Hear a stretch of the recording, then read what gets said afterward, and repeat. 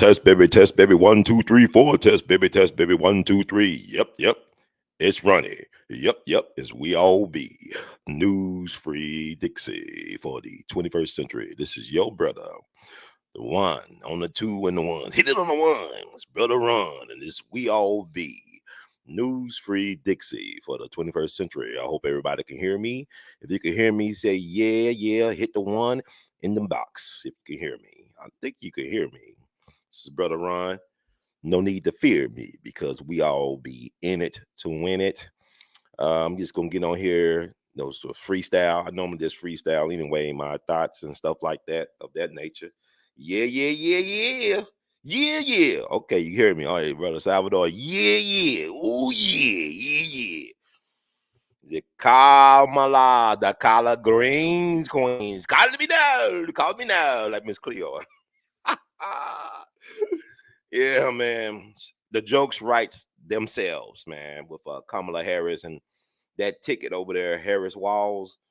From the windows to the walls, come and get your soul food. Yeah. Thank y'all, family, for chilling out with the brother Ron. It's we all be news free Dixie for the 21st century, baby. Can you feel me? So let's get into a couple of things. First, I want to give a shout out. My condolences to my cousin, Datria Delaney. She was missing for 3+ weeks. Nobody knew where she went. We just saw this footage of her on a ring. What was that, ring bell camera, ring door camera bell thing? Y'all know what I'm talking about. But she went missing July 29th. They found her remains in the wooded area in the Memphis, Tennessee area several days ago. And they still trying to figure out what happened to her. She's just 23 years young. My thoughts and prayers go out to all of her family and extended loved ones and all that stuff. So that's very important. And what's weird, hey brother, G Boot in the house, G Counselor Richard was out New Orleans, baby. But I don't know what happened with Datria. She was just 23 years young. We was fearing that she could have possibly been kidnapped and some other things that happened. I just know that I hope that she's at peace. She had a very eventful life. A lot of unfortunate things happened to her in life. And say it like this: the only people that can betray you are those that you love. The only people that can betray you are the ones that you love. So I'm gonna do something, highlight a story on her in a future podcast broadcast. We all be in it, but she's been on my mind heavily for the last several days. So it's a lot that has happened in the world. The world has changed a lot since the last time we spoke, and that was I think it was last week, the last time that we spoke. It's been a long time. Everything is microwave fast these days. So there's a lot that happened between Friday and now. As you all have heard, what's the word? This is the word for Brother Heard that Robert F. Kennedy Jr., RFK Jr., suspended his campaign and went out of his way to endorse the orange one, Agent Orange, the chosen orange man. Oh, yeah, 45 alive like Johnny Five. He went and threw his support behind Donald John Trump to be the 47th president of these United States. That's the real agenda, 47. Make 45 47 is the real agenda, 47. So he did, I thought it was a fantastic speech. It's one of the greatest political speeches in American history. And I listened to every minute minutia of Robert F. Kennedy Jr. speech and endorsement of not only Donald Trump, but it was like a redemption song or redemption letter. It's like, we're going to redeem America.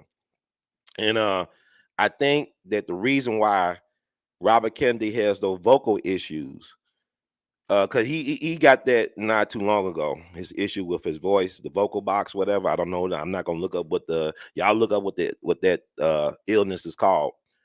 But I believe God wants you to really pay attention and listen with intent. When Bobby Kennedy Jr. speaks, you got to really listen to what he's saying. And really, that's not a curse, that's a gift. Because I took the time to listen to his speech. I know his voice is like, oh my God, you listen to that. But you listening to what he's saying, he has a lot of substance to what he's saying, and he's telling a lot of truths.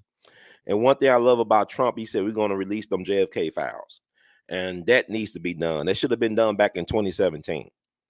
And they didn't do it. And it's a story that goes around. Shout out to the brother over there, the dark journalist. This one he put out there into the sphere, to the social media sphere. Judge Napolitano questioned Trump on why he never released the whole batch of JFK files. And allegedly Donald Trump told him that he can't release them because the stuff in there, I can't release them. The stuff in there is too dynamite. Dynamite. He didn't say that. I said that. So he was hesitant about releasing all of the files because of what the files contain. So we got to ask ourselves, what are in those files that even Donald Trump, as bold, as swaggerlicious and bold he is, was afraid to release all the files? So I'm looking forward, but he said he's going to form a committee about assassinations because, they almost got Trump. That was not a fake assassination attempt. We too desensitized. We are living in a state of idiocracy where the things that are real, y'all think is fake, and the things that are fake, y'all think is real. Now, we are living in the age of AI, but that was an attempt on President Trump's life. That was not something he planned himself. That was a failure in security by design. From what I can tell, it's weird that you're doing congressional inquiry, and the person that's leading the congressional inquiry, the representative from Louisiana, who was a former police captain, he tried to take a look of the body of the so-called assassin. And they say, oh, we released it to the family. He's been cremated. He's been cremated. We released it to the family, right? They said the FBI said we could do it. And y'all got to understand this. This is echoes of Kennedy, Daley Plaza. They botched the autopsy of JFK, John F. Kennedy.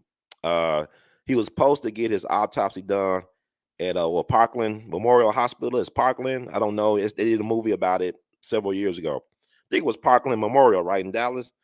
He was supposed to get his autopsy done there because, like, by state law, they had to do his autopsy near the scene of the crime on the state premises. But the Secret Service, they were trying to protect his body in death. They couldn't protect him while he was alive, but the Secret Service guerrilla pimped their way. They got that body, that carcass out of there on his way to the East Coast. But the autopsy supposed to took place in Parkland Memorial. It's called Parkland Memorial Hospital. But the Secret Service said, hell no, we're going to take it back to the East Coast. And so they did the autopsy, a questionable autopsy of JFK at Bethesda Naval Hospital. We know it's Walter Reed now, but Bethesda Naval Hospital, where they did the botched autopsy of JFK. So the men is like, this is echoes of JFK in terms of just the protocols that were breached and stuff like that. And it's really fascinating. And the fact that, Robert Kennedy can relate to Donald Trump because Robert Kennedy lost his uncle and his father to assassinations. And so I thought that was pretty cool that he endorsed Donald Trump, that he knew that he could be a spoiler for Donald Trump. Because go back to 92. Bill Clinton won the 92 election, right? But he didn't get 50% of the vote. He got in the 40th percentile, something, 40 something. Ross Perot was the spoiler. Ross Perot was a legitimate third-party candidate from Texas, the billionaire with the big ears from Texas. I'm Ross Perot, I'm running for office. So Ross Perot got, I think, about 18%, somewhere between 18-20% of the popular vote. And that hurt Bush more than, and it helped Clinton, but it hurted George H.W. Bush getting back into the White House because he took votes away from George Bush. Ross Perot did, and he helped Clinton get in. Clinton beat Robert, no, Bob Dole. I'm Bob Dole. I'm Bob Dole. Beat Bob Dole in the 96 campaign very handedly, but 92 he needed help from Ross Perot. So by Robert Kennedy say, I'm suspend my campaign, put my name off the ballots in the swing states that are hotly contested, that both sides need to win. I'm talking about the Democrat and Republican. Both sides needs those. They need those swing states to win it all. So by Bobby Kennedy pulling out and endorsing Trump, they'll give Trump some advantages in those swing states. Like he'll get maybe like 3 to 6% of the vote now because Bobby Kennedy stepped aside. And that's powerful to me because, like, the 2020 elections were illegitimate in my opinion, and I just go by my gut on that. I can't prove it was illegitimate. It just didn't seem right. But that means they're gonna have to really do a lot of work to really rig it this time around, because by Bobby Kennedy, it's kind of akin to, even you go back to 2000, right?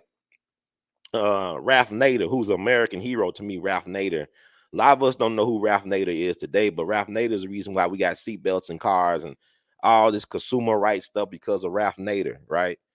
He ran, I think in 2000, and we know Al Gore lost to Bush, supposedly. Bush won the election via the Supreme Court. So yeah, I like what Trump was trying to do in 2020 was so bizarre when the Supreme Court stepped in and gave the election to George W. Bush Jr. Even when Al Gore was coming up on the Florida count was turning in the favor of Al Gore, but they still awarded the election of 2020 to George W. Bush Jr. And elections do have consequences. People say your vote don't matter. Your vote do matter. If you don't vote, that's a vote. You understand? Whatever you decide to do with your vote is a powerful thing.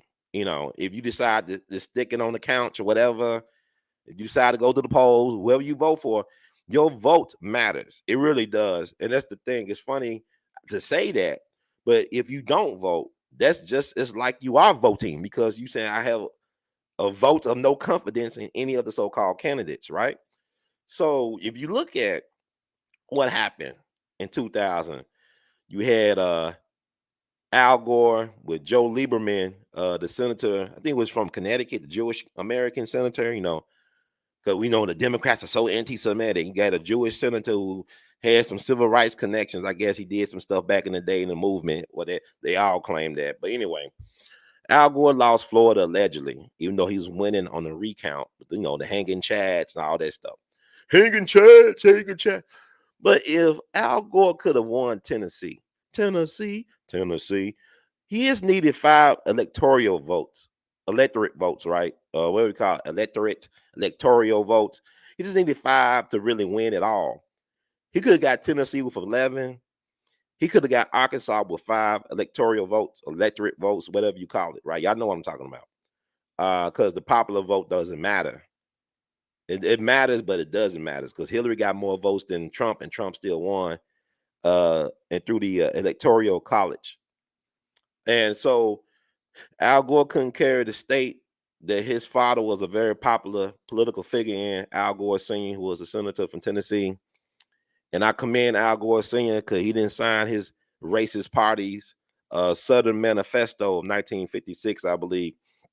Look up the Southern Manifesto, because I don't understand how people can confuse the Democrats as being the party of race, equality, and labor and justice. They never was. They never was that party. The party of the Ku Klux Klan. They invented the Ku Klux Klan. The first Grand Wizard, Nathan Bedford Forrest, was the first Grand Wizard of the Klan. He was a Democrat. He was at the delegation. He was part of the delegation in 1868. He was a Democrat in the delegation, in 1868, a delegate of the Democratic Party from Tennessee.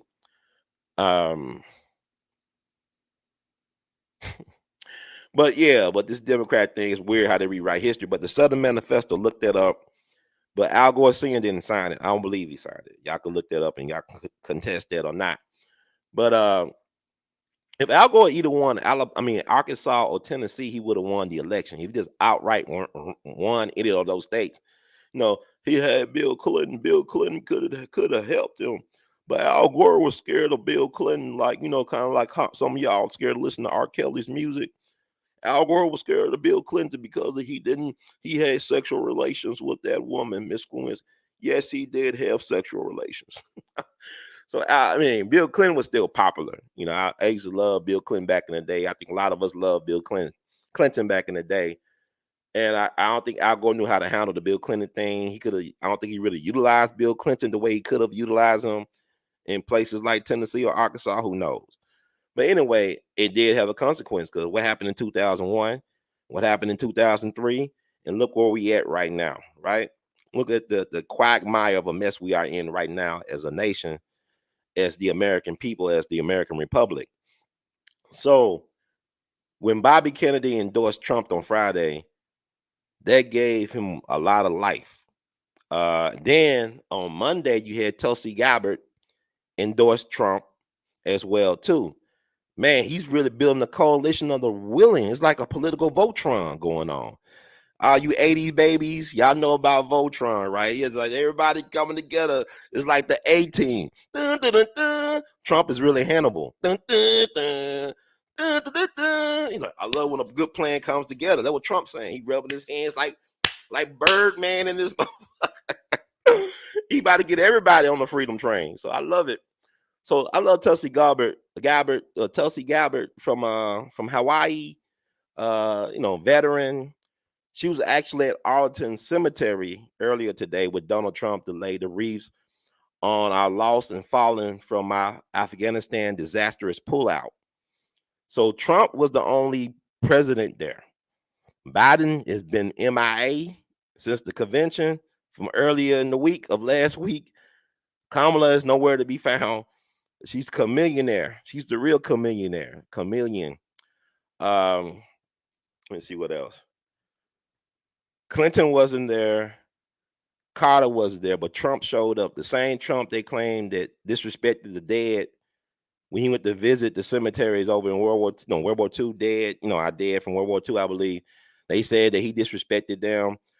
This is the only president or presidential candidate that showed up to pay respects to the fallen after that disastrous Afghanistan pullout.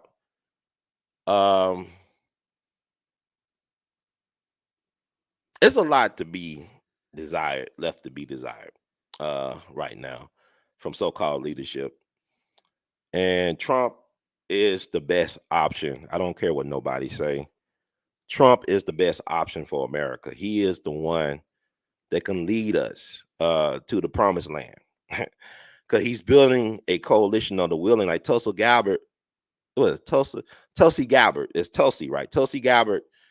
I really got a lot of respect for her. I got a lot of love for Tulsi and Robert. And it's sad that the Democratic Party had these people right there and they let them go.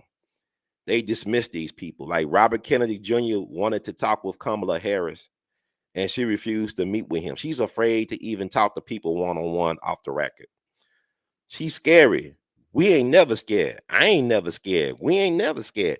But she's a scary person in more ways than one. She's scared and then she's scary. She's scared and then she's scary. You know what I mean? So I mean, like, I don't see it. But if you had a ticket, because Tulsi stood up for Bernie Sanders and the Bernie Bros. Bernie Sanders really, it said he laid down like that in 2016.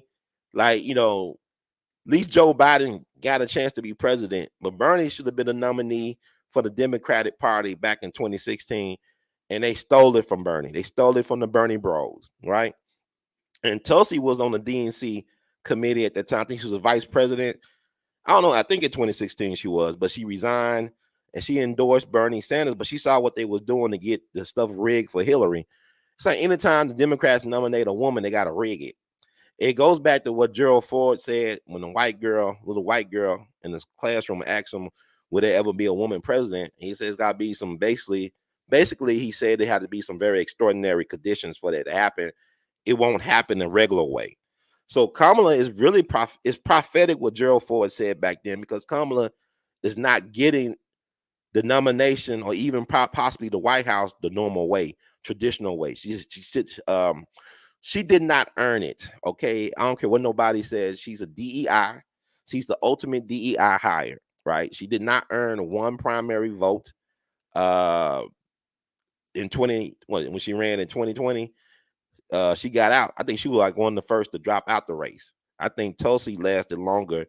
Yeah, Tulsi did last longer than Kamala because she took her on. She was running for president too, and she basically ether her. She Kendrick Lamar her on national television during the debate. She called out her. She pulled a card. She pulled a card, and Kamala could not say anything about it because it was true.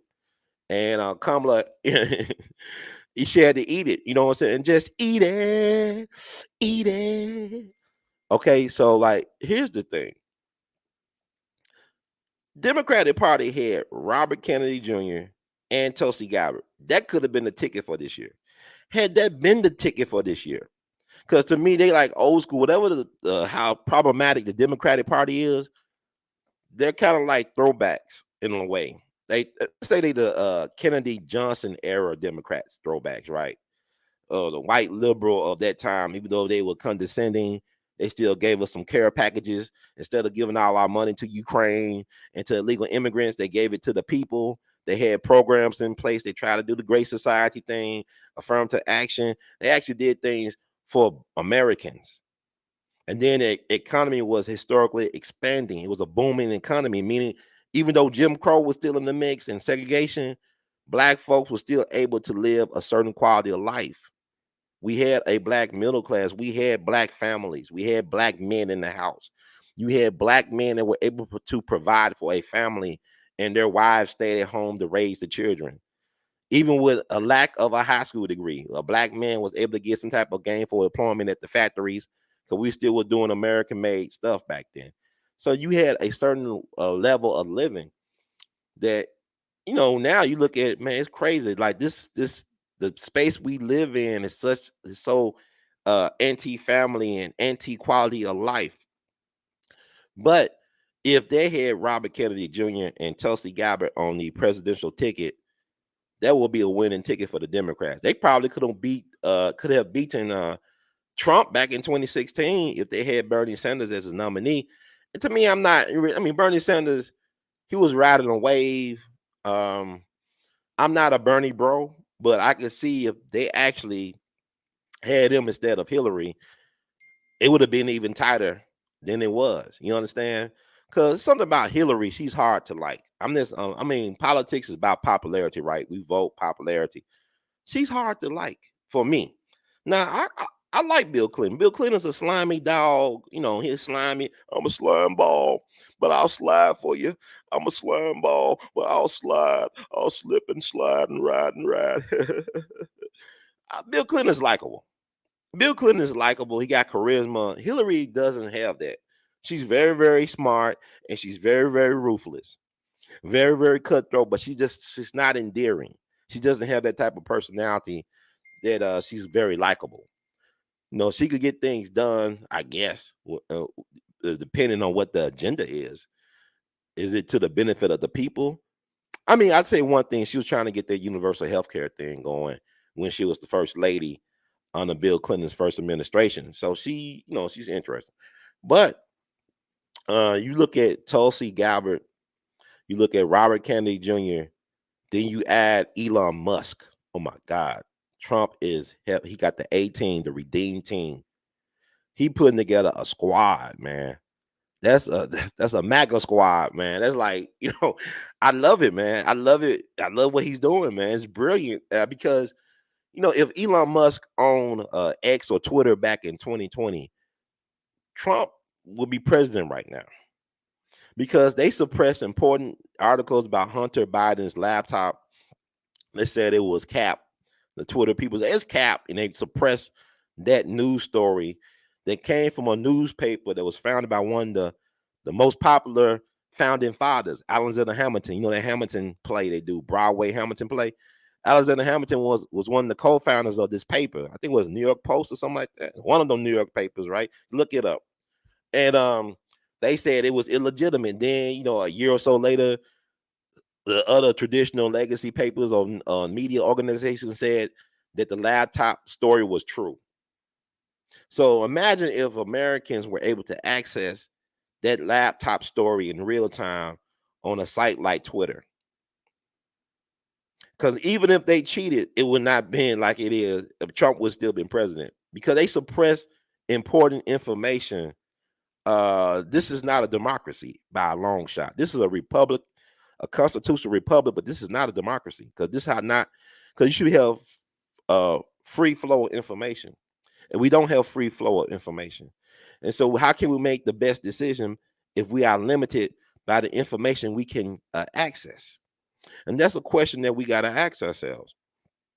And another question, why do y'all hate Trump so much? What did Trump do to you personally for you to hate him like that? And the fact that many people cannot articulate why they really hate Trump, or the fact that they'll use talking points that are unproven about Trump, shows that this has been programming of the highest MK Ultra order, man. Social media is mind control programming, MK Ultra. I do not look at CNN. I do not look at MSNBC. I do not. I mean, I don't even look at Fox News. I catch every now and then. I like looking at news from overseas, because the American people has been poisoned against ourselves. We have been poisoned by this system. And what I love about Robert Kennedy Jr., in spite of what his family legacies may be, because the Kennedy family is a very complex family, like a lot of us, but they had a lot of interesting things, right?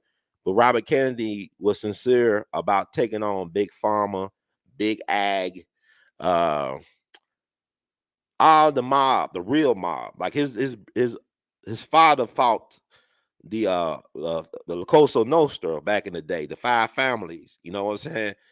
That work led to one of his proteges forming the RICO Act. You know, but racketeer influence, corrupt organization thing. They was able to get a lot of the heads of the five families in New York in prison for football numbers back in the 80s through Rudy Giuliani. But Robert Kennedy Jr. is taking on the legal mob in terms of the big ag, big pharma, big whoever. They too big to fail, right? They've been propped up by the powers that be. They too big to fail. They the biggest welfare recipients. Corporate welfare is bigger than any welfare you could think of in this country. These organizations and entities have been subsidized by taxpayers' money. They've been propped up. And another thing that people think Democrats are for working class people and for struggling people. Democratic Party don't like black people. They invented the Ku Klux Klan. The Democratic Party don't like people having money. They help bring in the IRS. The Democrat has taken control of the currency from the people, from our government. They introduced the Federal Reserve. IRS, Federal Reserve, all happened on the watch of so-called progressive Democrat Woodrow Wilson, the president of the United States back in the 1910s. So this is what we have. This is what we have. This is why I gotta do what I do. It is fascinating me that they spend a lot of time trying to shut me down. Like I'm go to We All Be TV too. If y'all can't get out the White Tea Plantation, subscribe there. If you're looking at this on We All Be TV 1, I'm going to remove this after this broadcast, but go to We All Be TV 2 or go to rumble.com/We All Be TV, because they really trying to shut stuff down for me. I never seen, this month has been very hard for Brother Ron in terms of getting stuff out. Like they knocked down the Remember Fort Pillow historic marker, vandalism, racism, hateism, all that stuff. They knocked that marker down earlier this month. We in the process of raising money for that. But if you want to give, you give it soon. Like make sure if you want to donate to our Cash App, make sure you put Remember Fort Pillow in the memo, so that those funds will go to restoring the marker and also adding extra security to said marker. But really, I'm not even gonna have to wait for no Project 2025. I'm still living in Project 1619. Y'all talking about some Project 2025. We still live in Project 1619, right? So let me see about Chicago. Yeah, let's talk about Chicago, y'all. Chicago, that traveling town.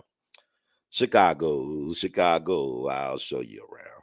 I love it. Bet your bottle dollar you lose the blues in Chicago, the town that Billy Sunday could not shut down. So let's talk about Chicago. Chicago loves Trump. MAGA is loved in Chicago. The DNC proved that MAGA is loved in Chicago. The DNC could not stop talking about Trump. They kept on putting his name in their mouths, man. They keep on putting his name in their mouth. They had Trump, Trump, Trump, Trump, Trump, Trump, Trump, Trump derangement syndrome on steroids doing the DNC. Trump derangement syndrome on steroids doing the DNC, man. It's just crazy.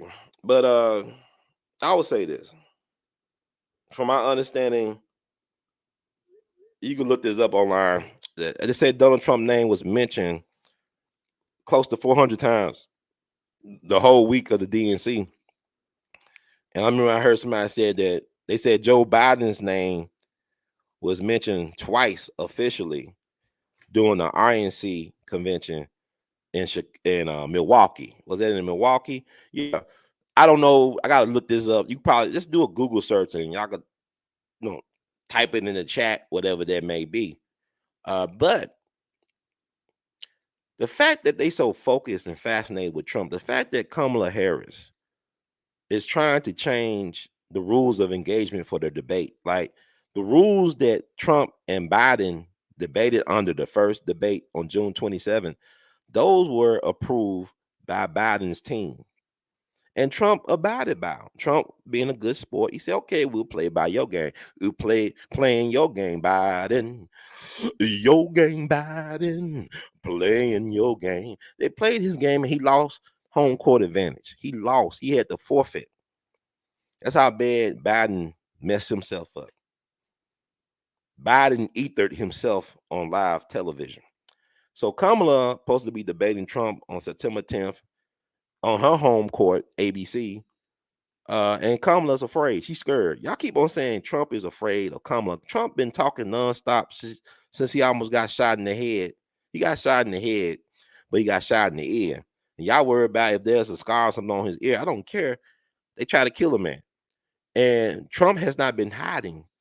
See, Kamala is from the Joe Biden school of politics because she's in her bunker somewhere hiding, going berserk, probably having a laughing fit, probably crazy, deranged, because y'all talk about what Trump only had four officials from his cabinet endorse him. What does that say about Trump? I don't know if that's true or not, but I do know that Kamala Harris has a high turnover in her staff. Over 90% of the people either quit or they were fired. They got articles about how she mistreated staff, how she was not a student and she didn't do her homework. And when they will research things for her, Kamala just put it to the side. You could tell that she's not a scholar or intellectual the way she comes off in interviews or in press conferences. Because I ain't saying she's stupid, but she's not a scholar. She's not a political scholar. She's not on the level. She's not a geopolitical genius like a Richard Nixon, who thought Trump would make a great president one day. Richard Nixon actually was impressed with young Donald Trump. And he wrote a letter to Trump saying, you make a good president, good or great president. He was that impressed. And Richard Nixon is interesting to me because do yourself a favor, since you're on YT Plantation, check out some of the videos that the Richard Nixon Foundation has been uploading to YT Plantation. Richard Nixon was brilliant.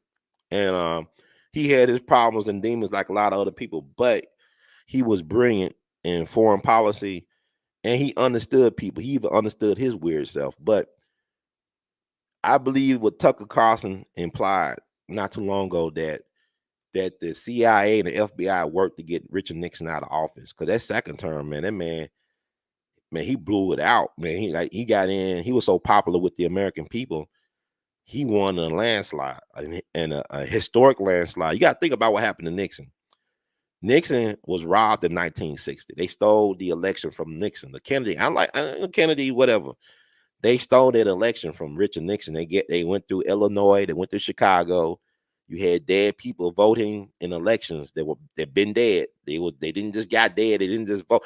They've been dead. These are dead people voting in an election in Chicago, and they got Illinois to Kennedy, but Nixon did not contest the results, even though he probably knew that they stole it. But that's the nature of the game. I'm gonna tell y'all something. Both sides steal. Both sides. They both steal.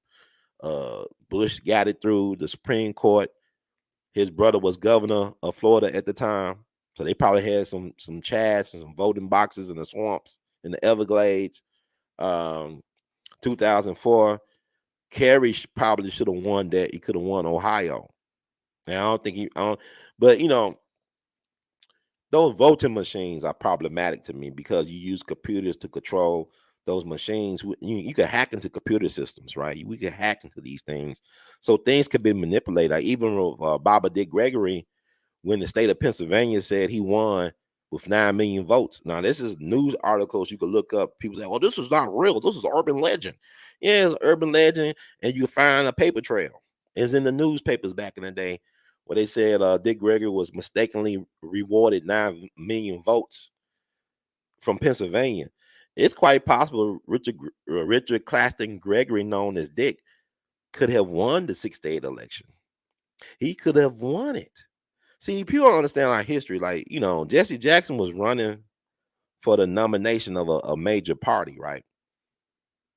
He was running for the Democratic nominee, right? For the Democratic nomination back in 84 and 88.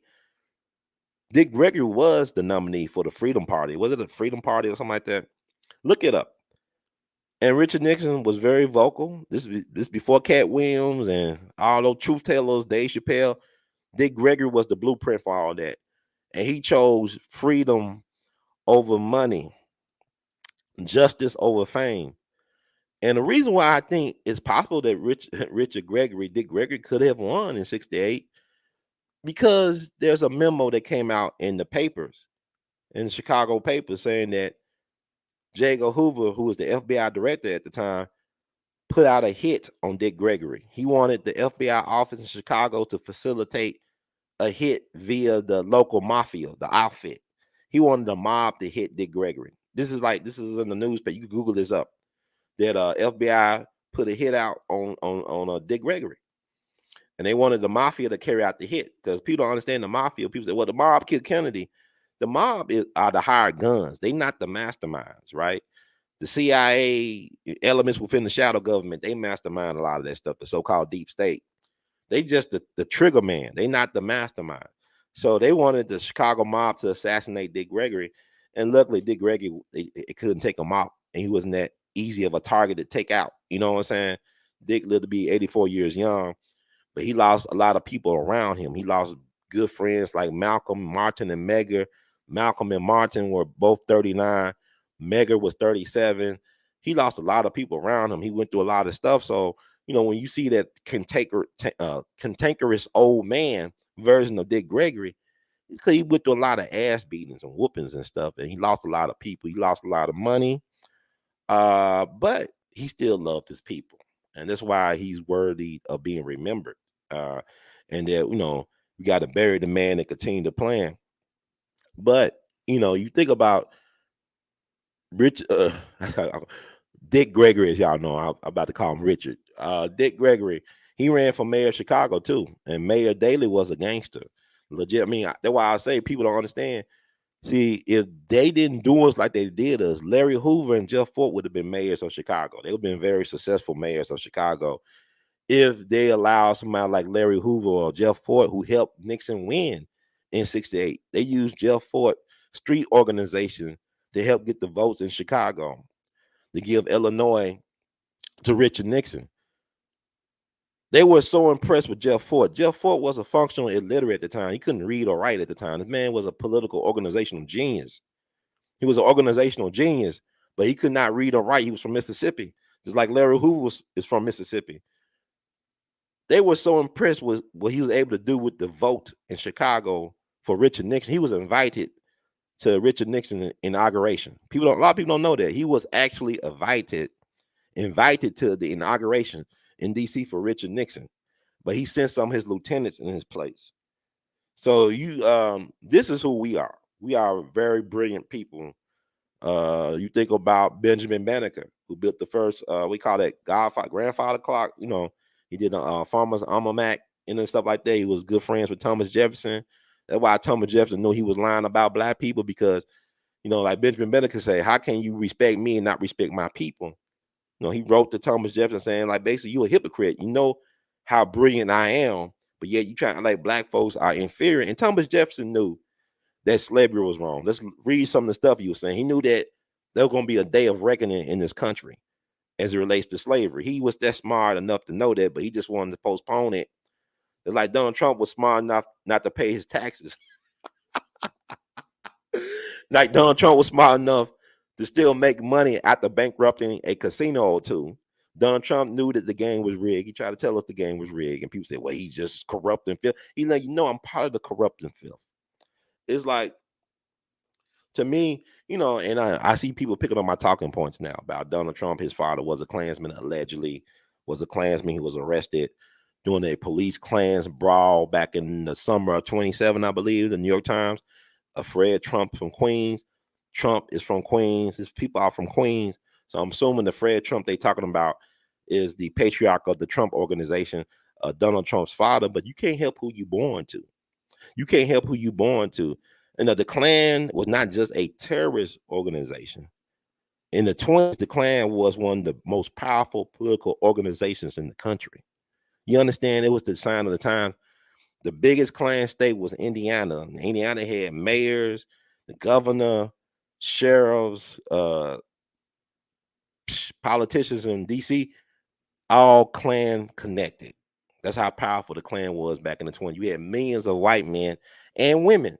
Because Margaret Sanger, the founder of Planned Parenthood, she would speak to the Klan's women. Yeah, Margaret Sanger, the one y'all, Planned Parenthood, reproductive rights. Yeah, Mrs. Eugenics. Yes, she used to speak at those Klan rallies. So they were a very powerful political organization. So a lot of people would join the Klan, from my understanding, not a lot, but some of them did join the Klan just for political power. I know. I remember I read something about Harry Truman, who became president of the United States after FDR died in office. He was from Kansas City, and he was thinking about joining the Klan. Allegedly, he was thinking about joining the Klan for political clout, for political power. He wanted to, help some political power. And I think one of the reasons why he did not join the Klan was because his benefactor, his political mentor, Tom Pendergast. Tom Pendergast ran Kansas City. He was one of the most powerful political bosses in this country's history. So he helped make Harry Truman a senator from Missouri, but out of respect for his mentor Tom Pendergast, who was Catholic, he decided not to go the route of joining the Klan. From my understanding, now also that the state of Israel was recognized by the Truman administration, because they became a state officially back in 1948. And I believe Truman, he might have been a little bit touching the NTA, but he had a Jewish business partner, from my understanding, from back home, that really kind of advocated for him to recognize the state of Israel on his watch. And you could thank Truman for the formation of the CIA. See, these are all Democrats. These wars, most of the major wars were started by Democrats. CIA was started by Democrats. Federal Reserve, IRS, Ku Klux Klan. Ooh, Democrats sure love black people, right? Insurrection of 1898, the Wilmington insurrection of 1898, Democrats, out of power white Democrats overthrew the fusion government of black and white politicians in Wilmington, North Carolina back in 1898. Wilmington was the biggest city in North Carolina. It wasn't Charlotte, it was Wilmington. This is the same place where Michael Jordan was raised, right? So if you want to understand the mentality of Michael Jordan, you got to understand the story of Wilmington, North Carolina, and what happened there back in 1898. It was done by Democrats, okay? Reconstruction was ended by Democrats and Republicans and Democrats, right? They ended Reconstruction. See, the Republican Party still owes Black American an apology for what they did to us. They took away our ability, so they basically giving illegals Reconstruction now. And that's another story. But looking at chats.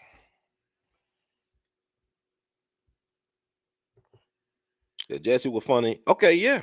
Jussie was at the convention. They honored him, right? Jesse Jackson did get money from Trump.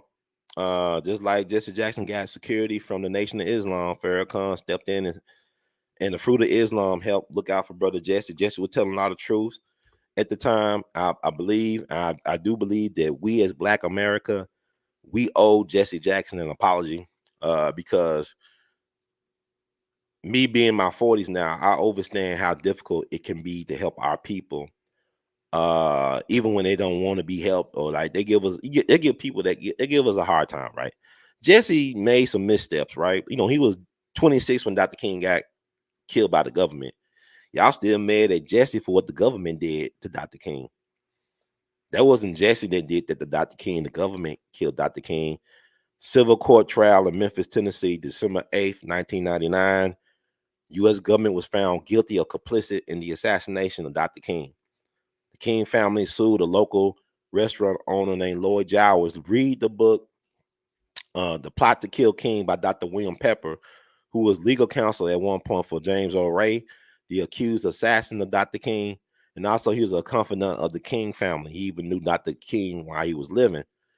And L laid out a lot of the details, but that needs to be known. But Trump helped a lot of Black people back in the day. Like I said, he stood up for Mike Tyson. No, Don King loves Donald Trump because of what he was able to help Don King, Mike Tyson, having fights in his casino. Uh, Donald Trump provided housing for Black Panther Party in New York. David Hilliard, one of the co-founding members of the Black Panther Party, talked about how Trump helped them get a decent housing in New York City because he said he ran Harlem. He owned Harlem, basically. He owned the real estate. But Trump looked out for the Black Panther Party. As much as people talk about the Central Park Five, and it's really sad that them young men are being used by the Democratic plantation. The Democrats put them in prison. It wasn't Donald Trump. Donald Trump was a Democrat. At the time, he wrote an op-ed, and he was going by the popular feelings of the time. That the media said these guys were guilty. The police, the law enforcement said they were guilty. And basically, he was going on them sentiments. And they act like Donald Trump was the judge, jury, and the executioner of these young boys. They weren't men. We got to stop making our boys men before their time. They'll call Emmett Till a man to justify killing him when he was just a boy. He was a 14-year-old boy. Tamir Rice was a 12-year-old boy. These were boys. They were not men. They were railroaded by the system. You had DA, Democratic mayor, Democratic governor, Democratic prosecutor. The lady who prosecuted them, she's a big donor to the Democratic Party. You look all that up. So how is it Donald Trump's fault? What happened to them boys? A lot of y'all don't even know about the Scottsboro boys, right? In Alabama. Hear about the Scottsboro boys back in the 30s? Look that case up. Now, that was a horrible. At least these guys are still around and they got some compensation. What they did to the Scottsboro boys was despicable, was sad. See, we don't really want to talk about nothing. Stuff y'all made about Trump, that's America. He didn't invent no redlining.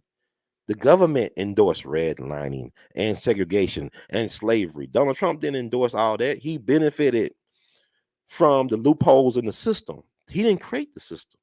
He just knew he had enough sense to thrive out the loopholes. And he was telling us, look, I feel bad about it. The game is rigged, and I won't get some other people a fair play. So the fact that the Democrat, then you got Kamala Harris, who made a career sending Black men to jail, breaking up Black families. She's a career prosecutor. That's all she's been doing. So she's been using her power, then keeping people in prison beyond their term so that the state of California can have free, cheap labor to put out their wildfires. It's despicable. What she did to Matrice Richardson's family, disrespect to Matrice Richardson, a Black American woman who had a mental breakdown and was allowed to go about her business in the middle of the night. She was released from the Malibu sheriff station in California at around midnight with no phone or means of any. She had nothing to help her. And then they found her skeletal remains almost a year later, like a mile and a half from the sheriff station. And then the sheriffs or police contaminated the crime scene, by removing her body before the coroner could get there. They contaminated the scene of the crime by removing her remains before the coroner officially got to the scene. Then they had to airlift her remains out of the place they found. I think they found some type of canyon. Like it's like a space they found her where it'd be hard to get to via foot in a lot of ways. But what's crazy, like the family did a vigil at that spot where they found her remains like a year later. And I believe it was like a year later. And her mom found her daughter's one of her finger bones on the premises a year later. Kamala used the Matrice Richardson case to get in as the U.S. Senator from California. She betrayed that family. She disrespected that family. Gregory Johnson, a young black man who got killed under very questionable circumstances at San Jose State back in, I believe, 2008. I interviewed his mom, Sister Denise Johnson. I interviewed her years ago. Her son was found it was like a strange fruit case. He was like I think he was either the only black member, or one or two black members of this fraternity out in San Jose State. They allegedly hung him. They tried to say it was suicide or whatever. She said he was anally violated. So they did some type of anal stuff to him and some other stuff. And this guy was a minister. This young man was very responsible, a minister, a diligent student, loved his mom. Nothing happened with that case. Gregory Johnson, look that up. This is all when Kamala Harris was a legal person. She was like the top legal person, prosecutor, whatever, in the Bay Area, right, at that time. Then, when she was the attorney general, she did nothing. They helped Matrice Richardson and her family. And that case is very strange. But anyway, and I believe she was murdered. It kind of reminds me of what happened to my cousin, in a way, Datria, who was found, her remains were found last week. And I know she was murdered because the streets are saying stuff. The streets be talking. They said, people on the street saying this what might have happened, or this actually did happen. Because people knew weeks ago, alleged, that she was already dead. This is my cousin that I'm talking about. And the street said, well, so and so did it. And I'm, it bothers me that a party that disrespects black women got the nerve to talk about we for reproductive rights. Y'all falling for the okie doke. They're giving out free abortions at the DNC. From my understanding, was giving out vasectomies. Like they was like doing reproductive stuff, And the fact that there are some women that just love their reproductive rights, right? They love to get away with killing babies. Yeah, I said it. Some of y'all like to get away with murder. It's not about you. It's about you not being accountable and responsible. And the sad thing about it is you meet women. I know women. You meet women that regret doing that. And then they don't understand the consequences to their health. It destroys their womb. A lot of these women want to conceive babies later. They can't do it because their womb been damaged. It's scarred. So how is this caring about y'all? That you a party that's adamant about your right to kill. Whatever you think about that, everything about what Brother Ron said is what it is. Because my thing is, it's sick to me to say that this is the party of Fannie Lou Hamer, it was not the party of Fannie Lou Hamer. 60 years ago, she tried to get the Mississippi Freedom Democratic Party seated at the 64 convention in Atlantic City. She had to meet before the credentials committee. As she was talking about her voting and horror experiences in Mississippi, Lyndon B. Johnson made sure he cut into her presentation to do a presentation for, I believe, 30 governors in the East Room at the White House. He didn't want the nation to know about the horrors of what black folks was catching hell in Mississippi. And it goes back to a point. Take this down.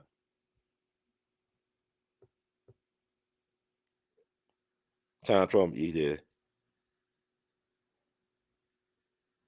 The parents did not know. Thank you. The parents really messed up their kids. The kids messed up, if you look at the Netflix series, by speaking. And then their parents, none of them should have said anything. They should have got some counsel. They should have got some legal representation. So the parents did not do their job, and I ain't blaming the parents a lot of because we don't know our rights a lot of times until something happened to us. So yeah, the parents did not help the situation with the kids. They were minors, and then with the Puerto Rican dude that came out years later said, "Look, I did that. Since I'm already doing jail time, I can't let these brothers take it." And DNA proved that he was the one that did it. A Puerto Rican guy admitted to what they accused the Central Park Five of doing.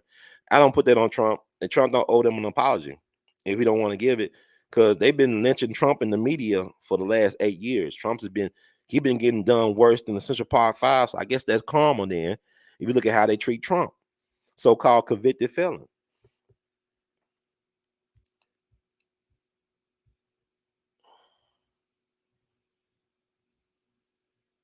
Yeah, baby lives matter, man. Baby lives matter. Baby lives matter. Yeah, it leads to a lot of complication getting the deletion, man. People think that's the answer. That's not the right answer. And people say, well, we don't want them to go to the, it reminds me Tupac. Tupac, my favorite rapper. Tupac mom, the grandmother, his father's mother. She was gorgeous. She looked like Tupac looked like his grandmother, his paternal grandmother, right? She unfortunately died young. She died from complications from an abortion. I guess she didn't want to have any more kids, or it wasn't convenient for them to have kids. She had a lot of kids, including Tupac's father. So she went to get an abortion when she got pregnant.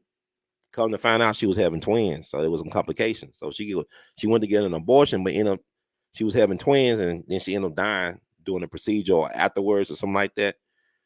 That's sad to me, because thank God that she decided to have, Tupac father. We won't have no Tupac. See, people talk about, where is Malcolm X? People want to quote Malcolm X, Dr. King, or Fannie Lou Hamer, and people like that.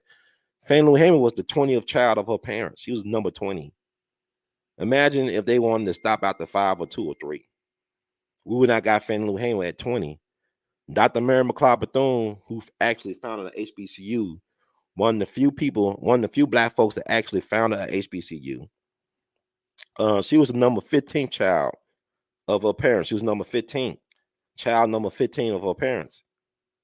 And thank y'all for all watching me. And so, well, they said we don't want to have no more kids before they got to 15. Where they stop at 13 or 10 or 5. See, the problem is with black people is you want them to save you, but we got to save ourselves. And we save ourselves by protecting the womb, by making choices and decisions, by working as a village. Stop stigma, because a lot of us are products of teen moms. We are products of teen moms. You even look at the movement. People talk about Rosa Parks and stuff like that, but it was a black teenage girl, Claudette Colvin, that really Rosa Parks took the place of, and it was for political reasons. Number one, 15-year-old pregnant girl, and she was dark skinned. Rosa Parks, middle age, light skinned woman, whatever, secretary of the NACP, local NACP, whatever, da da da. So it's like politics, colorism, politics, whatever we want to talk about it. People talk about it. But Malcolm X was number 7th child of his father. He was his father's 7th child. And people getting, abortions the first time they get pregnant, then they try to conceive. They can't conceive because the womb been scarred up, because they don't care about black people. Medical establishment does not care about black people, allegedly. You look at the father of gynecology, Jane Marion Sims. He was doing stuff on black women without anesthesia, because they said black people can't feel pain. We can't feel no pain. We magical Negroes. We don't feel pain. So you had black women getting their wombs all stretched out, tore up. He was experimenting on black babies and stuff like that. You talking about some Nazi Germany. You talking about some Hitler and stuff. America is the original Hitler. This is the original Holocaust. But the thing about it is, we have people that don't do the work in terms of advocating for our point of view. You got people thinking that, we don't deserve reparation because, it's been so long ago. My great grandfather, my father's father, he was born in slavery in South Carolina by 1862. This is my great grandfather. He was a slave.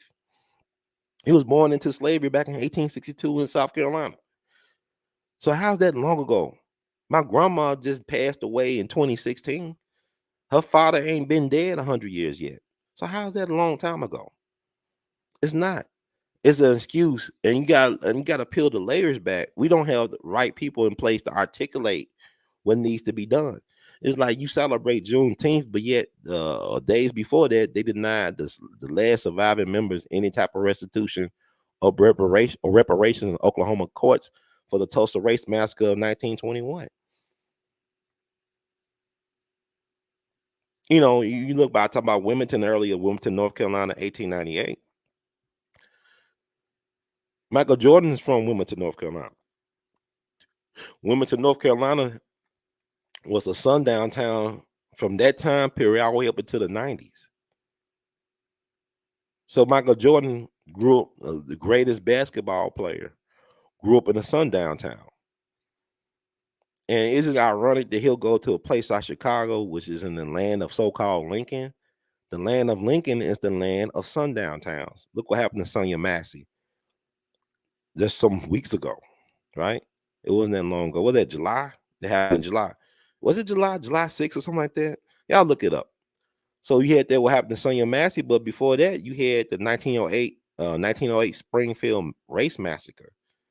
One of her relatives, her ancestors got killed allegedly in that massacre. And they both were pronounced dead at the same hospital, allegedly. This is internet stuff. I don't know if it's true or not, but it's interesting. So the same stuff we were dealing with in 1908, we're dealing with it in 2024. And this is not no Project 2025. This is Project 1619. It's Project 1619. So we got to ask ourselves a question here. What are we doing here when we just give our allegiance to one party that historically never deserved our loyalty? Malcolm X talked about the Democratic Party. He specifically talked about white liberals and the Democratic Party. He talked about Eastland and Stennis, James Eastland and John Stennis. These are the senators of Mississippi that didn't want to seat Fannie Lou Hamer and the Mississippi Freedom Democratic Party at the 64th convention. These are the mentors of Joe Biden, Jim Crow Biden, Crime Bill Biden, whatever you want to call him, Sleepy Joe, Creepy Joe. These are his mentors. Robert Byrd, longtime Klan leader in West Virginia, longtime U.S. senator, very influential, powerful Klan leader of West Virginia for a minute. He eulogized Robert Byrd, one of his mentors. Faubus, the governor of Arkansas, who tried to deny the Little Rock Nine on the Little Rock Nine, Central High School. He tried to deny him entry. Mentor Joe Biden. George Wallace, the Alabama governor, mentor of Joe Biden, almost assassinated himself, but ended up becoming paralyzed because of the assassination attempt. That George Wallace, mentor Joe Biden. What are we talking about here? I tell you, Donald Trump, daddy could have been a Klansman, allegedly, but Donald Trump denounced David Duke. When David Duke endorsed Donald Trump, he said, I don't have nothing to do with them guys. Maybe he do, maybe he don't. My thing is more damning on Joe Biden's side than it is on Donald Trump's side. His affiliation with these people, and then the things that Joe Biden said as a young senator or as a young politician about black people, like he didn't want his kids going to school in the jungle. That type of stuff that y'all want to look over and gloss over. And y'all so infatuated with the Central Park Five when this man has done damage for 50 years. Joe Biden has been allowed to do damage against black families for 50 plus years. And y'all talking about a Central Park op-ed on Donald Trump. If that's the best y'all could do about Donald Trump, he will get my votes a third time this fall. He will get my votes a third time this fall. He will get my votes. Yes, he will, a third time this fall. He is the greatest president of my lifetime. I was born, I was conceived during the Jimmy Carter administration. I like Jimmy Carter. I actually met him, gave him a We All Be Award, met him and his wonderful wife, Rosalind, after Sunday school. But all the presidents, I've been alive since Jimmy Carter. Donald Trump is the GOAT. They're gonna be talking about Donald Trump 100, 1,000 years from now because he's a president that is that impactful. And he's the one that can really get the job done. And Kamala, see, if that was Tulsi Gabbard, If there wasn't Kamala Harris, I know Democrats might be on to something. I like Tulsi. I like Robert F. Kennedy Jr. But yet they got the party for a reason. These are, to me, these like traditional, when y'all think of Democrats, this is what I think of. I used to think of. But Obama is like a used car salesman at this point. I don't care for what Obama got to say. I don't care what Michelle got to say. They talking about rich people and they rich. They cheapest home is under $2 million, like 1.7 million in Chicago. They got like several homes in the millions and millions of dollars. They talking about you can't trust rich people. That means we can't trust y'all, Michelle and Barack. We can't trust y'all. We can't trust Oprah Winfrey, childless cat woman, Oprah Winfrey. We can't trust her because she was up there kissing Harvey Weinstein in the mouth before all this stuff went down. When Harvey Weinstein was the man in Hollywood, Oprah was kissing him in the mouth and everything. They got pictures of that. She was kissing him, alleged. They was all lovey-dovey. Barack Obama's oldest daughter, she interned with Harvey Weinstein. Yeah, that Harvey Weinstein. It's kind of like Barack Obama said, my daughter's doing a music video with R. Kelly. They're gonna do a music video. Yes, they can. Yes, they can. See, so he gave his daughter an intern to Harvey Weinstein. You can look all this stuff up. This is nothing hard to find. Use your smartphone. Dumb. So you think about these hypocrites. Well, they talking about reproductive rights, but they're about systemic killing of generations of black people. If you think about it, this is not a good look for black people. And so when I see these celebrities get up, especially black male celebrities, get up here and endorse the Democrats and Kamala Harris, I just go back to what Malcolm X was saying with that Berkeley, California, on the TV show back in '63 about entertainers being court jesters. They not really supposed to be taken seriously. Like when I meet people older than me, I'm in my 40s. When I meet people, black folks 50 and 60, talking about what Steve Harvey and Ricky Smiley and D.L. Hughley had said, I can't take you seriously. I just look at them. I watch them for a laugh. I don't watch them for advice. I don't take life advice from no Steve Harvey or from no D.L. Hughley or Ricky Smiley. I don't take no marching orders from them. Hell, I don't take no advice from Tavis Smiley. I just watch them. I take what I take and whatever. But my thing is when y'all say what CNN say, see, you just a puppet for these people. I could tell how people think about what they watch. If you consuming CNN all day, you ain't no good to me. If you consuming MSNBC all day, you ain't no good to me. If you even consuming Fox News all day, you got to break away from that. It's like I miss the days of Phil Donahue. I used to love watching Phil Donahue as a little kid on TV. One thing I respect about Phil Donahue, I guess you would classify him as a liberal, but he was a really open-minded liberal person who believed in freedom of speech. He was a defender of freedom of speech of the First Amendment in my mind, because he had the balls and audacity to interview Louis Farrakhan, Dr. Francis Cress Welsing, Khalid Muhammad. He did not try to censor them or edit them or anything. He allowed his space to be a space to hear different points of views. And I respected that immensely growing up. And it's sad that died with him. He is the king of daytime talk, but look how it just went down. And I remember when MSNBC first started, like Phil Donahue actually had a show on MSNBC back the early 2000s, right? It's Phil Donahue show, whatever. I think they called it the Phil Donahue show. I don't know. And he was such a vocal critic of us not going to war. He didn't want us to go into another second war of Iraq. He was vocal on his platform about preventing the United States from stepping into another war for Iraq. And don't you know they canceled him right before we got into the war? He was canceled because he was too outspoken. I gotta believe because he was too outspoken about going into war with Iraq a second time. And they canceled him. They canceled Phil Donahue right before. I remember when MSNBC was hyping it. It's just 10 more days down and we'll be in war. Like a monster truck show, excuse me. 10 more days and it's war. Remember that UN inspector, that Blitz, whatever his name was. He was trying to find that yellow cake or whatever uranium. I can't find anything. Please give us more time. I cannot find the yellow cake. Please give us more time. And Bush and them said, hell no, because this is the axis of evil. What they said, who was the axis of evil? Uh, Iraq, Iran, and North Korea. And 20 something years later, Iran is still here and North Korea is still here. You want to know why? Because the only country that made a deal with the devil was Iraq. Saddam was an ally to America at one point. You know, I remember they did like an MTV, MTV Cribs, whatever, style interview with Saddam Hussein back in the 90s. And Saddam Hussein, he was showing his crib around. Then he showed his movie collection. He had a movie. He loved American movies. It's like Kim Jong-un love American basketball. He friends with Dennis Rodman. They love American culture, right? So he had his movie collection. I believe he had like Scarface, Godfather, stuff like that. So I'm like, okay.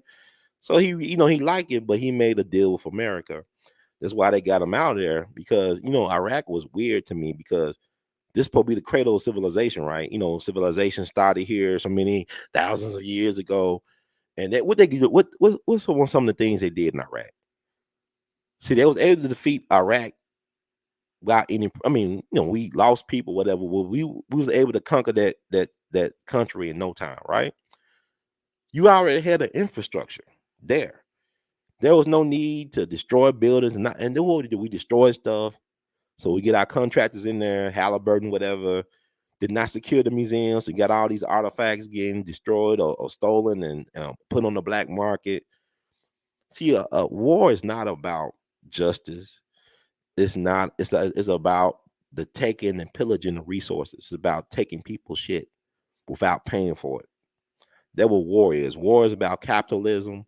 War is about taking people's shit. War is about profiteering. War is anything but about justice. The Ukraine thing is not about helping those Ukrainians. It's about making these military contractors uber rich. They already uber rich and super rich. They make them more rich. And Donald Trump, y'all accuse him of being a warmonger, did not get us into any war. He is the peacemaker. He is a businessman. He is Mr. Let's make a deal, baby. Let's make a deal. Can't kill all the consumers. We don't gotta. How gonna move this product? You killing everybody. Let's make a deal, baby. That's Donald Trump. Barack Obama ain't that. He won a Nobel Peace Prize and he's the Drone Ranger. Why? That makes your prize illegitimate.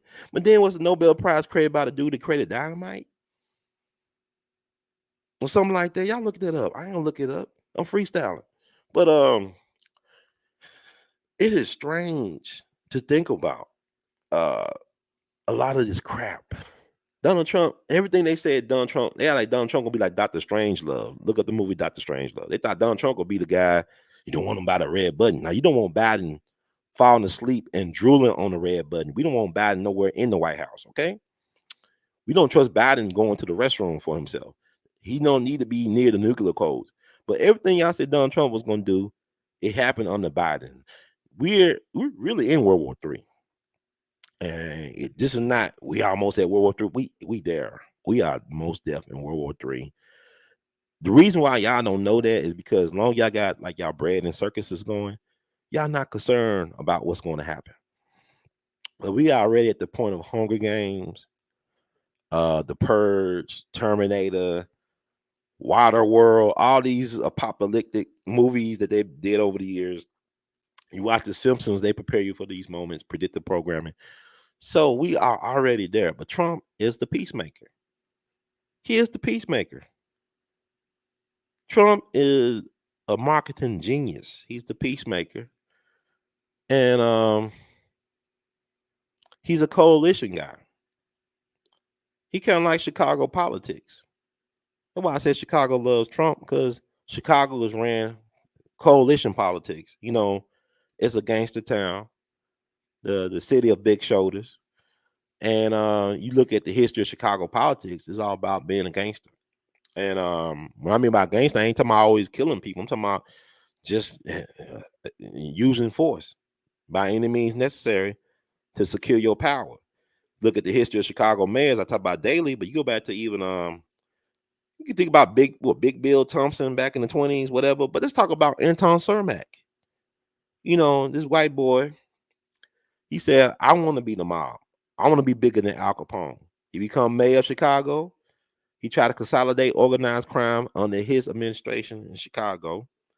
He tried to take out Frank Nitty. He sent a police hit squad to Frank Nitty to try to take him out. Some type of way Frank Nitty survived. And then next thing you know, Anton Cermak is down in Miami next to Franklin Roosevelt, who's about to be president of the United States. And he get assassinated by an Italian immigrant named Giuseppe Zangaro, who got the chair down in Florida for killing Anton Cermak. But people claim that they were trying to hit Franklin Roosevelt, but some mob guy said, nah, we was getting Anton Cermak, we was getting get back for what he did to Frank Nitty and trying to move in on the organized crime scene in Chicago. That's Chicago. That's why I say like somebody like Larry Hoover or Jeff Fort would have been great mayors of Chicago because they following that tradition.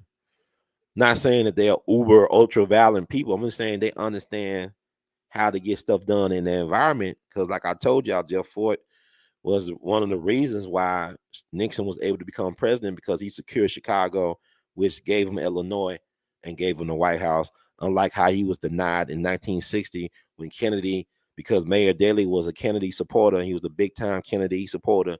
They made sure Chicago did what Chicago did for Kennedy in 60.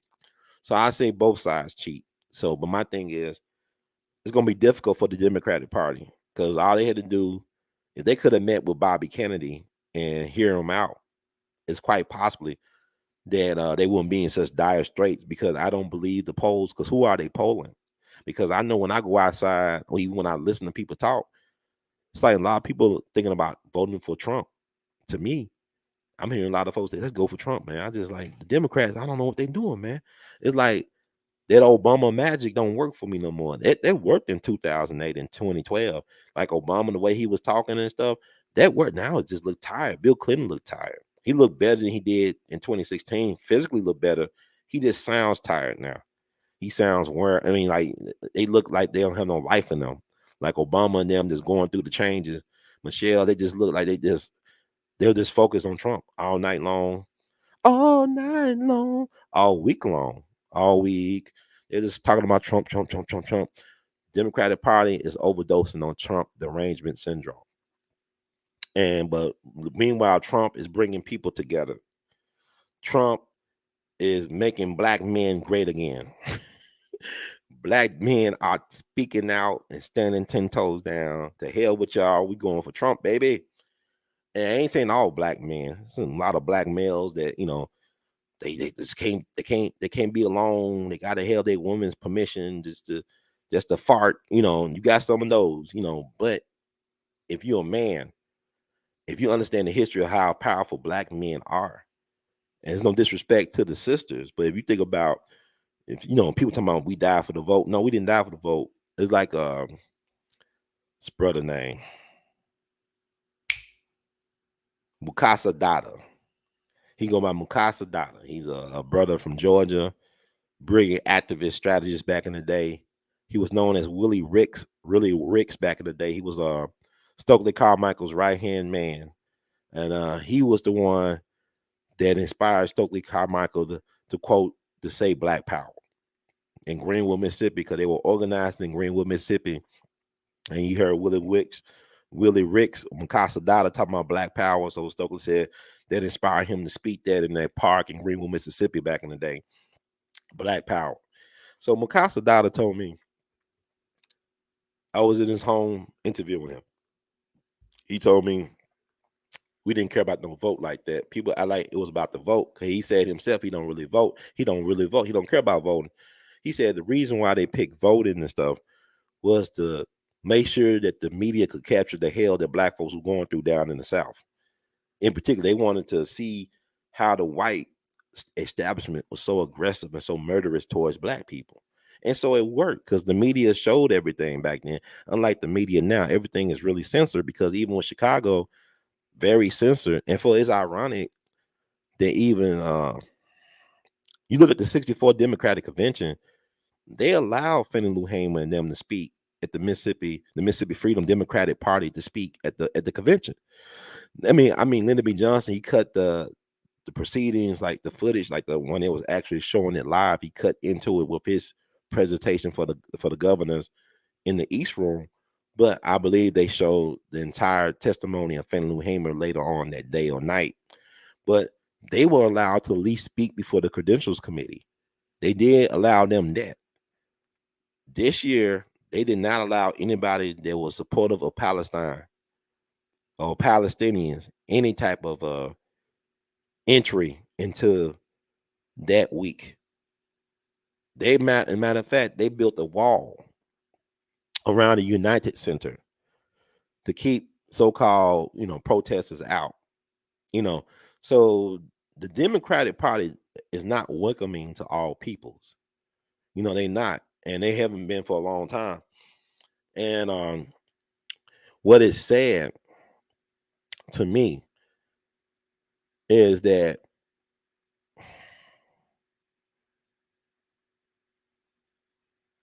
you just can't have a decent conversation with people. You can't have an intelligent conversation without people getting upset in their feelings about what. I think about my situation with the censorship. And y'all don't understand. I'm not, I gotta build things. I gotta get it from the mud all the time. I do stuff in the community. And they don't want to give us support for it. They don't give us support. I actually do stuff. I'm not just on here talking. I got a life. I do things. I'm being spiritually attacked. I know that now. I recognize what it is. I'm being spiritually attacked because it's things that are happening to me that is weird. And I said, why do I go through all the changes? Because even with the TikTok, like I said, I was banned from TikTok. But what did I put on TikTok that was so horrible? That when I see people, they see people send me links. They be emailing me, texting me links to TikTok. I can't access TikTok. They banned me, and I deleted the app.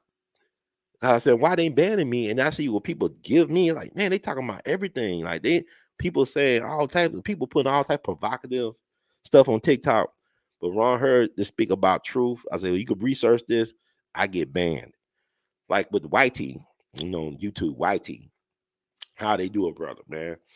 I'm in a twilight zone. It's very hard to really talk to people about these things because people be in their feelings about a lot of different things. It's like, um, but yeah, I see people getting paid. People getting paid for being nefarious, for being uh, untruthful, for being purposefully misleading, and you get punished for telling truth, for standing for something. So I realize now that if you want to be a hero to black people, you gotta be a villain. You gotta look like a villain to black people. You gotta be vilified by your own people. Just like Uncle Tom. When people say you a Tom, I say I'm glad I'm a Tom because Tom, he saved black people. The real Uncle Tom saved black people. The real Uncle Tom was loyal to black people. The Uncle Tom y'all talking about is what a lot of y'all worship right now. Y'all idolize sellouts. A lot of us idolize the sellout, the person that will sell his people for a pork chop sandwich. We idolize people like that, but the people that want to help us, we vilify. And and people like I be getting phone calls and texts, and people be just leaving all type of weird voice messages on my phone.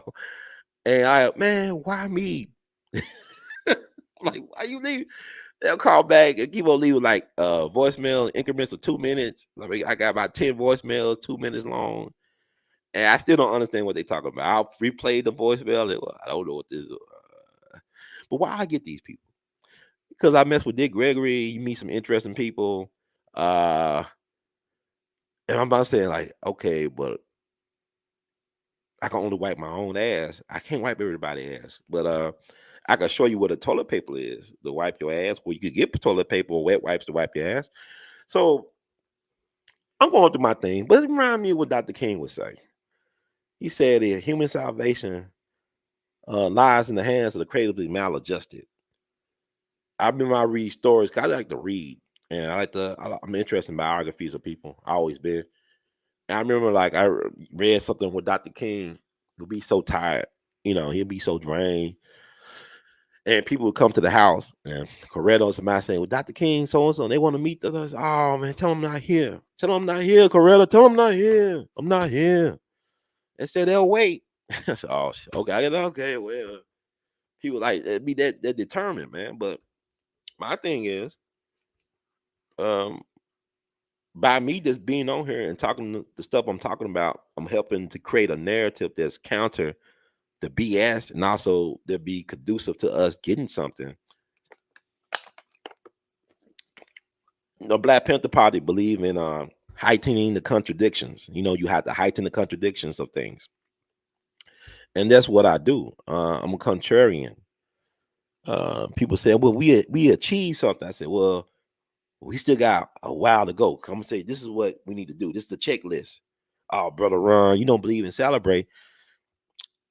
We celebrating the battle, but we got to focus on the war. We still fighting the war. You could take a time out to celebrate a battle, but we still fighting the war. And you got to keep your eyes on the prize. So it's very important to realize that we got to have people that that really believe that we can get whatever we want to. We can manifest what we want to. We can manifest an alternate reality to what we're dealing with right now. The choice is ours.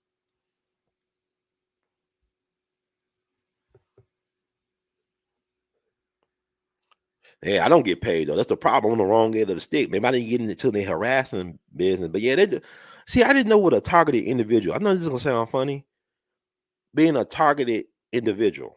Now, I had encountered people. I interviewed people that said they were targeted individuals. Now I'm realizing I am living a targeted individual life because what they do, they attack your means of trying to make a living. Um, they'll distort your message. They'll send people your way. I remember I talked to Dick Gregory. I said, man, how do you tell somebody's an agent? He said, you don't know. You just gotta, live your life. Basically, he would tell me you can't worry about who's who. Just be true and live your life. And I encountered some interesting people on my journey. And I do believe in a thing as energy vampires. They are real, trust me. I encountered some. Yeah, what's up? Y'all need to we all be TV too. You on YT, you on YouTube. I call it YT Plantation. Cause I'm moving all the videos off of We All Be TV. Because they removing so many of my videos. It's just ridiculous. Uh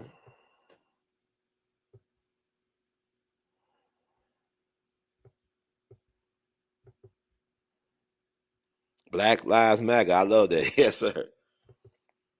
Yeah, brother Mukasa is from the ATL. Yeah, his son actually is a medical doctor. His son went to Cuba for medical school. He actually went to medical school for free by going to Cuba. Only thing he had to do was make a promise that he would like help. He did, people that's not well off, impoverished people with his practice. And he went to medical school for free. So brother Mukasa, Willa Ricks, good guy. Mukasa Ricks or Mukasa Dada, good man. Great man. Yep. Jeff Ford, leader of the Blackstone Rangers, L. Ruckins, whatever. He in Supermax right now, I think. That's another thing. We don't talk about our political prisoners. And that's something that we need to talk about as well, too. And let's see.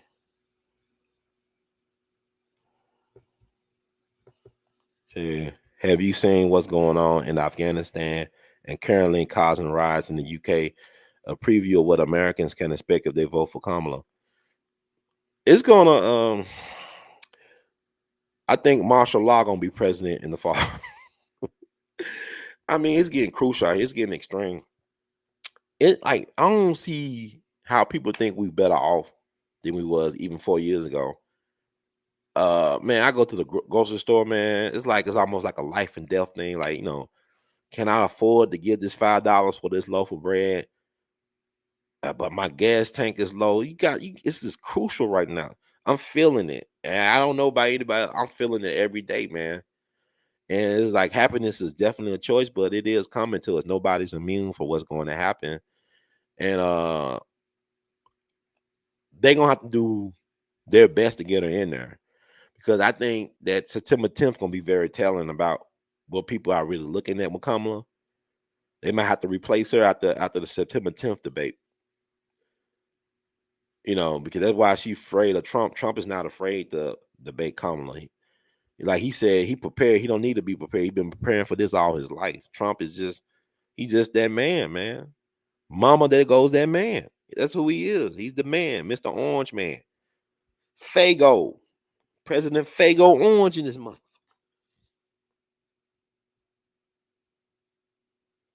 Yeah, but you look at the countries that they don't touch are the ones that got nuclear weapons. That's how you keep your country. If Iraq really had nuclear weapons, they wouldn't have been done like the way they've been done. There would have been no second war with Iraq if Iraq actually had weapons of so-called mass destruction. And then they said, well, Iraq was a part of 9/11. They were saying, I said, how can Iraq be a part of 9/11 when America controls this air zone? Like, we control their air. We was over their air. We controlled their movement. That meant it was an inside job. And it still is an inside job, as far as I'm concerned. Their airspace, we controlled their airspace at the time. That's what I'm saying.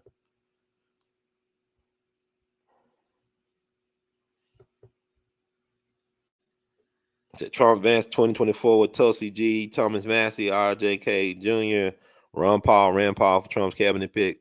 Us MAGA World Order for Life, MWO. MAGA Order for Life, MAGA World Order.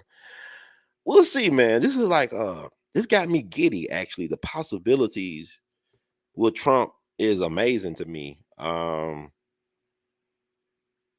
Trump is protected, man. He's protected by the Most High in a lot of ways. He got a mention, man, because I didn't care for Donald Trump like that growing up. I knew, of course, I knew Donald Trump who he was and who they say he was, and I didn't really was feeling him for president until 2016 when he started doing his debates and stuff like that. You start reading. I said, this man is the truth.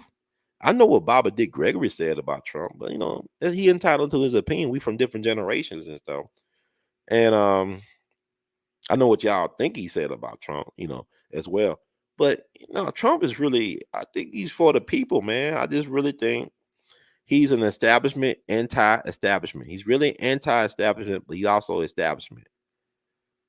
And the media is trying to destroy him. The media made him, and now the so-called legacy media is trying to destroy him. But Trump, he got the will of the people, man. Like, when you go to his rallies, there's no AI. There's no paid actors there. There's all the people. People, they craving Trump. Like some of y'all crave Popeye chicken sandwiches and stuff. Popeye's chicken sandwiches. Robert Byrd was Grand Cyclops of his KKK chapter. Okay.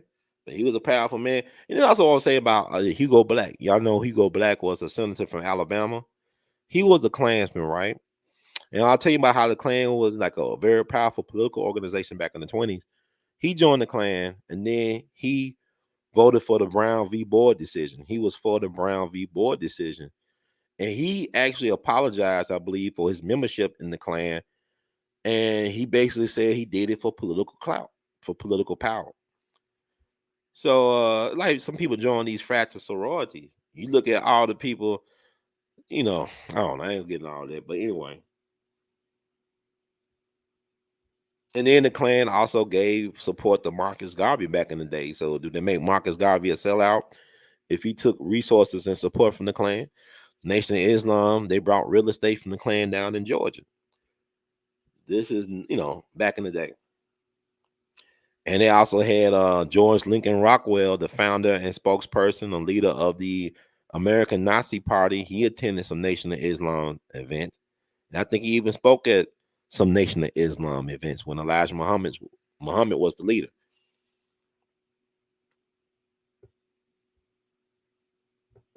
Said there is no reproduction if you abort the child. Women have to reproduce to have reproductive rights. Right. Women are here to, yeah, I just something wrong when people are so gung ho about, we gotta have a right to kill the baby or kill the fetus, whatever. I mean, is that really like the most important issue? To me, it would be what Robert Kennedy Jr. was talking about, taking all these chemicals out of our food that is poisoning people, that is creating a chronic illness industry complex. It's a chronic illness industry complex where you get sick and they want to keep you sick by giving you things that make you sicker. It's like it's a never ending cycle. They try and destroy us. They are, we got to rise up against this. We got to really realize that, hey, we ain't gonna have a fighting chance if we don't fight. Like what Donald Trump was saying, fight, fight, fight. It's on, baby. And I think a lot of us, our problem is a lot of us, we not in the best shape. If it goes down, we not in the best shape. A lot of us ain't. And it's not necessarily like all our fault per se, but we are the most like Americans got to be the most brainwashed people on the planet. We got to be the most brainwashed people on the planet. Not saying that other people ain't being worked on, but I look at how the people, it's crazy to me. I'm about to wrap this up because I could talk all night. This is crazy to me because you think about how people love Trump. When I was growing up and people love Trump, they love The Apprentice, they love Trump stuff, Trump this, Trump. Rappers love Trump. Now all of a sudden people hate Trump. You got rappers and comedians. Steve Harvey met with Donald Trump. He was criticized and stuff. And Steve Harvey just, I don't know. Jim Brown was a man. He met with Trump and bet nobody said anything bad about Jim Brown meeting with no Trump, because Jim Brown is a man. Like his daughter, she's a MAGA, and Jim Brown put in the work in the community, man. Jim Brown got the receipt. So he, the ancestor, righteous ancestor, Jim Brown, he didn't apologize for meeting with Trump. You meet with the president. Ice Cube met or connected with Trump with the contract for Black America. Trump had the platinum plan. And you got black folks, especially, it's fascinating, man. It's really fascinating. But Kamala Harris was a lame duck. Before June 27th, Kamala Harris was a lame duck. They were talking about replacing her on the ticket, or people think about she should be replaced on the ticket. Then Joe Biden fumbled the bag. He fumbled the football. All of a sudden, Kamala Harris is the heir apparent. She's the anointed one. She this and that, but she didn't do nothing for 3.5 years. He said on day one. But day one was 3.5 years ago, lady. Like, look at the policies y'all implemented. Y'all want to blame Trump for telling people not to vote. Trump, he told people not to vote for the bill that would have secured the border and all that BS. Y'all was able to secure the United Center without no vote. Y'all put a wall around the United Center without a vote. The fact that Trump was a sitting president and he was kicked off of Twitter does not give me dictator for life vibes. The fact that he was banned from Twitter as sitting president, they deplatformed him from social media as a sitting president of the United States, the most so-called most powerful man in the world. The fact that even after January the 6th, he stepped back and he allowed the transfer of power does not give me dictator vibes. What give me dictator vibes is people ascending to the top of their party without paying dues, without winning primary votes, without campaigning. That gives me dictator vibes. Trump campaigns, he's still campaigning. He does interviews, press conferences. He's out there at rallies. He's traveling. He had some issue with his plane not too long ago. They trying all types of ways to stop the man. They got the Just Us system weaponized against him. You got the feds. Everybody, the feds is watching. Everybody has been weaponized against Donald Trump, and Donald Trump is still standing. How do you not like a person like that? That is a fighter, man. He fights.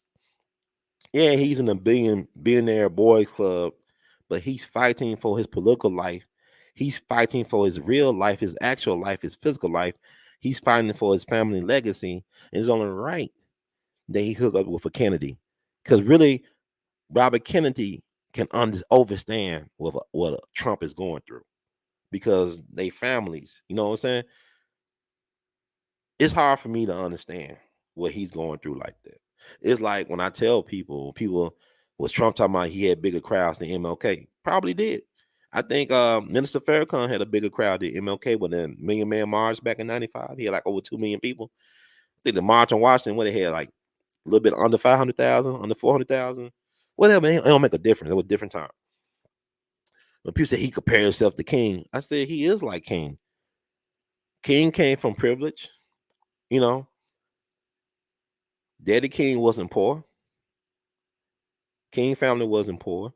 Um, Trump definitely came from privilege, and also the media character assassinated Dr. King for the last 2-3 years of his life. You know, he won the Nobel Peace Prize in '64. He even won the Margaret Sanger Award. He was a good Negro for Planned Parenthood back in '66. When he spoke out against the Vietnam War, that was it. You a bad nigga, Dr. King. You's a bad one, Dr. King. You's a mean one, a bad one, Dr. King. You're a charlatan, Dr. King. So they character assassinated Dr. King. He was disrespected by the Washington Post and New York Times and all them papers y'all love to believe about anything they say about Donald Trump or black people. Those papers, you know.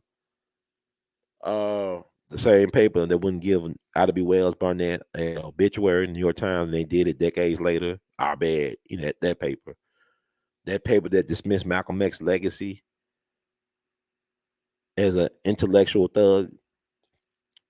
New York Times, you know, now Malcolm X he's a hero in America. He's not only just a black hero, he's an American hero now. You see how they do that stuff? They hated Dr. King the last 2 years of his life. But yeah, you got this $100 million plus statue in Washington, D.C. The Jefferson Memorial, Lincoln Memorial, Washington. They ain't got Dr. King right there. But you know what's so disrespectful is that, you know, yeah, corporations gave the same corporate infrastructure that took out Dr. King with the help of the government, gave some money. Then you had the Black Bootleg, they raised money. And then they had the nerve to get a Chinese communist artist to do the Dr. King Memorial. They won't even let us have the honor and privilege of honoring one of our own with some of our best artists. It's like even what happened, the Tulsa Race Massacre 100th anniversary, they had a mural done, an official mural done in Tulsa around the time of the 100th anniversary several years ago. They got a white man from Maryland to do it. He actually did a pretty good Harriet Tubman mural down in say Eastern Shore, Maryland. I saw that mural, I believe. But he, all the black people, I saw some talented black artists in Tulsa. He had some very talented black visual artists in Tulsa. But they decided, whoever was the committee, they wanted this white man, and no disrespect to him, because he's a very talented artist. But they got this white dude from Eastern Shore, Maryland, or from Maryland, whatever, to do the mural. Then it shows like the black man being carried by his woman. So it's like it's a mural that emasculates black men. It's a mural that emasculates black men, right? Let me see if I can find it. Let me see if I can find it. Then I'm gonna get off of here. I've been on here too long. I've been on here too long. That's why you gotta control our narrative. We gotta control our story, man. 1821 mural. I'm trying to look for the mural.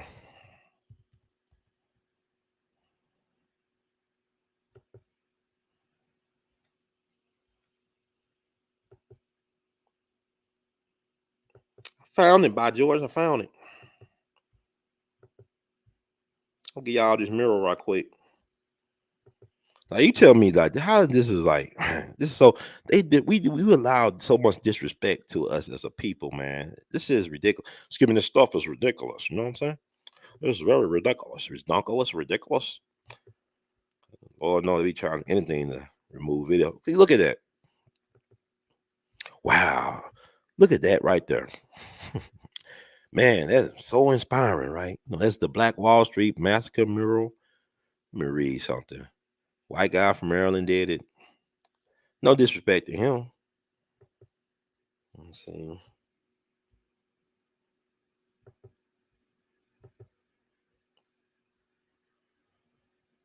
Yeah, it's an interesting. You see how the woman, she's carrying a black man, that big black man, and she must be Superwoman. I'm not your Superwoman. She a Superwoman, carry that big black man, and that probably be a tribute to the Tulsa Race Massacre. And what's crazy? Tell you what's crazy, right? Let me see. Trying to find a little story for it.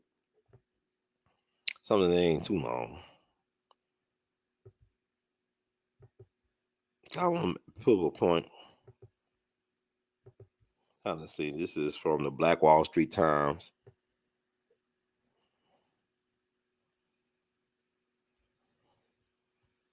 Hmm. Okay.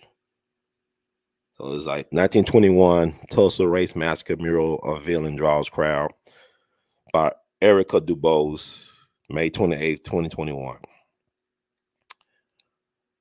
On Thursday morning, Dr. Tiffany Crutcher, Greg Robinson, and OSU Tulsa leadership welcomed the new Greenwood mural on OSU's Tulsa's campus depicting the events of the 21 Tulsa Race Massacre. The mural, which stands across the street from the Greenwood Cultural Center and adjacent to the Vernon AME Church, was created by artist Michael Rosado, who was commissioned after Dr. Crutcher saw a painting of Harriet Tubman and her family completed by Mr. Rosado 2 years ago.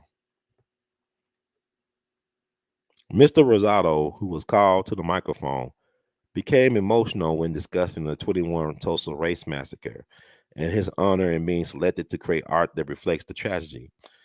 Mr. Rosado is known for his large murals and not only painting them, but also installing each piece of artwork personally. Okay. Drawing tears and gasps from the crowd, the mural shows a woman holding a man who appears to have been murdered during the massacre, while a white man, likely a police officer or deputized by one, stares menacingly at the couple. In the background, the sign for Dreamland Theater hangs down precariously while fire burns all around it. Both Dr. Crutcher and Mr. Robinson spoke at the unveiling event. Dr. Crutcher reminded the crowd that the artwork is not just for tourists to look at and snap a picture, but for all of Tulsa to embrace, no matter how difficult it is to see. Dr. Crutcher encouraged Tulsans to reflect upon Tulsa's history, as well as the work needed to continue recognizing the shameful racism that has engulfed the city for over a century. Okay.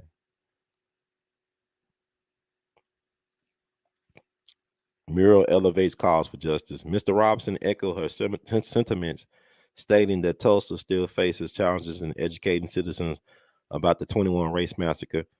Mr. Robinson also noted that while the Centennial crowd would eventually move on, Tulsa still faces a reckoning over reparations for the three living survivors: Viola Ford, Mother Fletcher, Leslie Benefield, Mother Randall, and Ellis Uncle Red Van Hughes, as well as their descendants.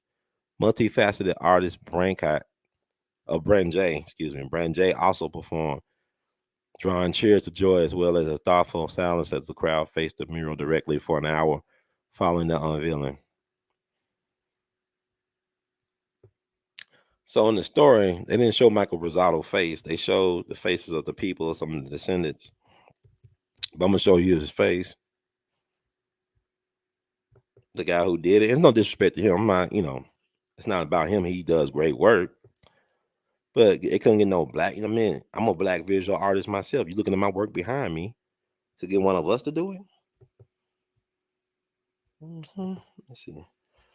Can I get a window seat? But couldn't get one of us to do it. Like us, they not like us. It's like even here in Memphis, they got the Ida B. Wells Memorial done on Bill Street, Ida B. Wells and Bill Street, and they got a white couple to do it, and they did. I guess they did a good job. But dang, man, we got black people that do our work, like the White Howard, not the White Howard, but Ed Dwight. I think his name's Ed Dwight, the first black space black astronaut candidate for NASA. I think it's Ed Dwight, still alive. So this is Michael Rosado. Yeah, I want to say Italian American. He did the mural. That's the guy they got to do the mural. And I remember talking about the MLK thing with Gilbert Young on my show when I first started We All Be Radio. We were talking about the MLK memorial controversy. And it was a black artist from Atlanta, Gilbert Young. He did an iconic artwork that some of y'all might got hanging in your homes right now. He was on my show. We talked about it, and we had the Honorable Judge the Army Bailey. The Army Bailey Courthouse is named for him in Memphis. He was a Jegna of mine. He was one of the co-founders of the National Civil Rights Museum. Legendary activist. He acted in movies like he was the preacher that was in How Stella Got Her Groove Back. He married Stella to her man, and How Stella Got Her Groove Back. He was the judge in the People versus Larry Flint, where Woody Harrelson was throwing like fruit at him. He was the judge, and he was a friend of mine, and we had a lively discussion and debate about who should be over the artwork for the MLK Memorial in DC, which was interesting. This back in 2007. But they got this guy Michael Rosado. That's his work in the background. I guess he does good work, but they couldn't get no black artists. I mean, I saw some great black artwork from black artists in Oklahoma and Tulsa. They couldn't get one of them. And Dr. Crutcher, she is the sister, I believe, of the brother who was murdered by the Oklahoma policewoman. That they did a traffic stop and she murdered him in cold blood. I don't know what happened with that case, but that was her brother, from my understanding. Let me see this. So they got him. He added this. Let me see.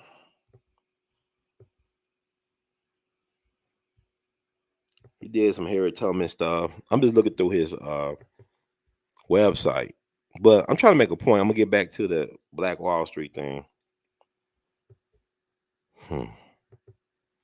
It just life is interesting. It ain't about being fair. It's about it is what it is. Let me see. I'm trying to see. Let's see the Harriet Tubman piece. I'll put it up here.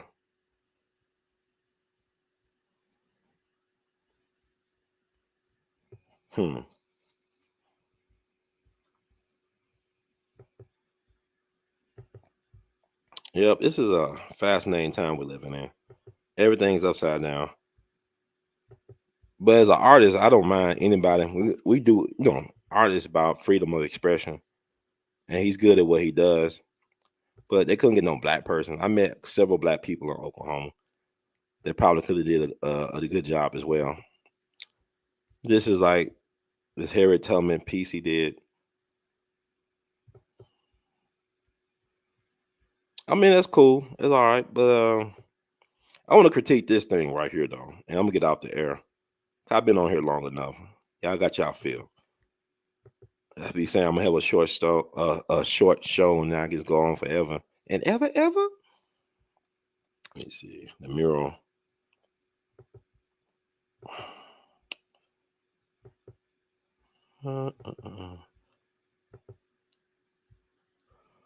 Okay. I want to talk about that mural.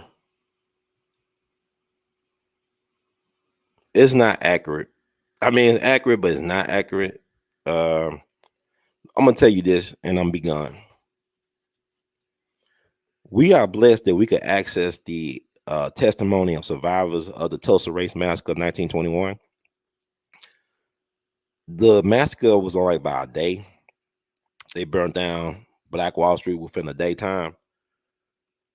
One of the elders, who's an ancestor now, righteous ancestor now, she talked about how a lot of these black men were World War I veterans. They had military service. So you had black men stationed around Black Wall Street. You had black men sniping white people from buildings and stuff like that. And from her telling, she said that the black men killed so many white people, so many white men, that they had to hide the bodies in the Arkansas River. I think there's an Arkansas River. It has quicksand in it. So they had so many white casualties from the black men sniping and shooting and engaging that they had to hide the body count, the white body count, in the Arkansas River. They had to throw them bodies in the river. And so when the so-called law came, whatever, and told the black men to hand over their guns and surrender, that's what they did. They handed over their guns and surrendered because they respected the law more than white folks respect the law. So they put the black men in concentration camps, and they left the black women and children without protection because they thought they were doing the right thing by turning their weapons over because they thought, oh, it's the law, whatever, National Guard, whatever you want to call it. Here, we'll obey, we'll abide. So they did that, and that's how they destroyed Black Wall Street. So you had black men and women getting killed. Matter of fact, the most famous black person to be killed during Black Wall Street was a guy from Memphis. His name was Dr. A.C. Jackson. He was born in Memphis back in February of 1879. His daddy was U.S. color troop during the Civil War, and he got his training in medicine in Memphis. And I think I want to say he went to Meharry in Nashville. I'm not sure, but he got some medical training in Memphis as well. And he moved to Oklahoma Territory, to Black Wall Street. And he was also an inventor, Dr. A.C. Jackson. He invented surgery tools that are still used to this day. You know, they probably been modified, but he invented tools that are still used in surgery to this day. And the Mayo brothers, the people who founded the Mayo Clinic, the famous Mayo Clinic, the Mayo brothers said he was the greatest color surgeon in the country, that he was the best of the best. And what was said about him was his next door neighbor was a white man named John Oliphant. He was a former police chief and judge. He'll try to convince a group of white men from don't kill the Dr. Jackson. Dr. Jackson is not only a credit to his race, but also he's a credit. He take care of both black and white people. He helps the sick. And it was like, I believe, a white teenager in the crowd that shot him down like he was nobody. Just shot him dead. After this white man who supposed to have some type of prominence and respect and power was trying to stop them from doing anything to Dr. Jackson, they just shot him down like a dog. So he was like in his early 40s. I want to say around 42 or 43 years old. And that's unfortunate. But you know what they don't tell you about Black Wall Street is that black folks did not get one red cent from the insurance companies. They were trying to move them from that area through the legal process. And it was really the great historian, Dr. John Hope Franklin. His father was a lawyer who had a practice in Black Wall Street. He took on the system in the courts and won. He made sure that black folks could stay in Black Wall Street to rebuild, even though they didn't have any help from the same insurance companies that paid for the bullets and guns of the white folks who destroyed Black Wall Street. They did not pay one red cent to the black folks that lost property, homes, and lives in Black Wall Street. You also know that it was the first time in American history that airplanes was used to bomb an American city. The Gap Man was that Gatewood, Archer and Pines, Black Wall Street. Gap Man, you dropped the bomb on me, baby. You dropped the bomb on me. Okay, yeah, damn, they from there. People claim that the airplanes that were used were black-owned airplanes. Cause we had, Black Wall Street was self-sufficient. I guess they had their own everything, and white folks were jealous. So, with that said, black folks rebuilt, and they came back even more prosperous back in the 30s and 40s. It wasn't Black Wall Street race massacre did not destroy Black Wall Street. It was the American system with the urban renewal, or James Baldwin would call Negro removal, where they start trying to take back the inner cities, or they try to separate black folks from the rest of the city or towns. They will build expressways through the hood or through the black communities like they did in St. Louis and down in L.A. and stuff like that. That's what you're dealing with. It was a system that finally got rid of Black Wall Street. It wasn't the race massacre of 21. It was the Jim Crow system, the one y'all talking about gonna be Project 2025. It was Project 1619. They got rid of Black Wall Street eventually. And now you go there today, you got so-called black businesses, but they don't own, do they own the real estate there? No, they renting space. They got a soccer stadium in the heart of black community. I mean, oh, a soccer stadium. It's just weird. Tulsa is a weird vibe. If you ever been to Tulsa, it's kind of weird. And I could see how something like that could happen in Tulsa and they cover it up because it's just a weird vibe. White people kind of like interested in Tulsa. And people that been to Tulsa, they know what I'm talking about. It's hard to really explain, but they kind of different in Tulsa. But no, that mural, it shows the emasculation of black men to me. It's like, our women are the strongest. Now our women are wonderful, but you had black men that protected their town. Had they not turned their weapons in and turned themselves in, probably been a different story. But you also had black men died in the Civil War to free themselves, but by them willing to fight for their freedoms, they freed women, white, black women, everybody got freed because black men fighting. When black men stood up 60 years ago, it helped everybody else get stuff. See, it's sad now. We in a sad state of affairs. You got black men up here crying on social media about y'all don't. I hate black people because y'all won't vote for Kamala. She's not black, and we're not voting for Kamala not because she's not black or because she is black. She's not black. It's because of her policy. I really care about my country, and she cannot be president. I'm sorry. I don't care about the AKA Chuck and Pearls celebration. Black folks out here catching hell. So anyway, enough said, family. But yeah, that thing, I'm not feeling that. They're, well done, I guess. But you look at, is she able to carry that, man? She's kneeling down. She's kneeled down. That what that is? She's kneeling down. Look at the kid. Oh my God. Dad. Oh. Anyway, it's crazy. Okay, so I guess, fam, that's enough for tonight. Y'all have a great one. Thank y'all for tuning out to tune in and get in when you fin in, baby.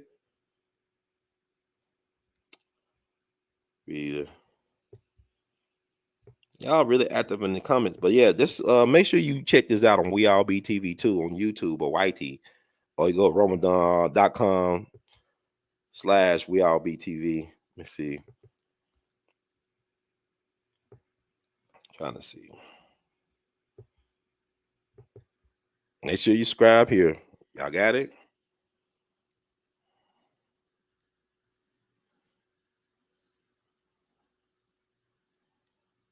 And also subscribe here.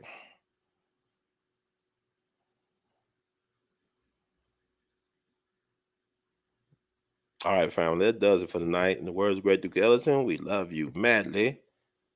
Try to look at these comments some more. Thank y'all for coming. Y'all really active.